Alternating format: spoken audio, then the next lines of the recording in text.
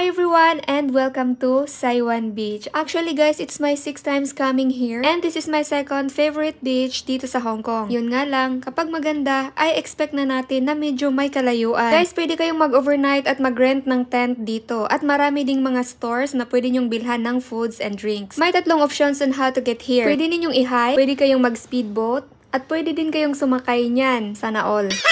Dahil ay hinike namin to guys, this is your guide on how to get here. Dito nga pala ako nag-start sa Hanghao Exit B dahil ito ang mas convenient para sa akin.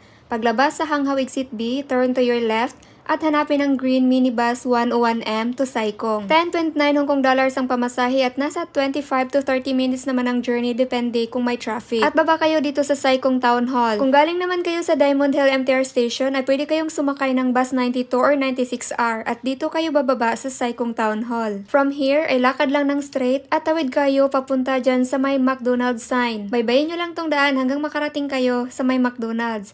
Dahil doon sa front of McDonald's ay doon tayo sasakay ng white minibus.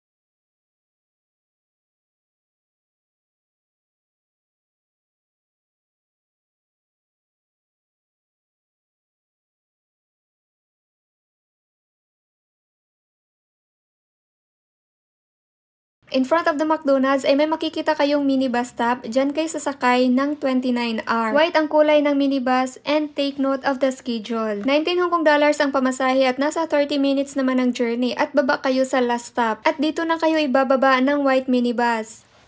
Thank you.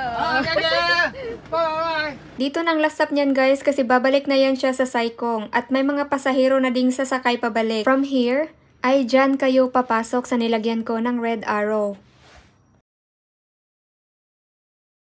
Dito na kayo mag-start na maglakad. Nasa 45 minutes naman ang lakad at depende guys sa capacity ninyong maglakad. And on your way guys ay may makikita kayong magagandang tanawin and I'm sure na mag-enjoy talaga kayo.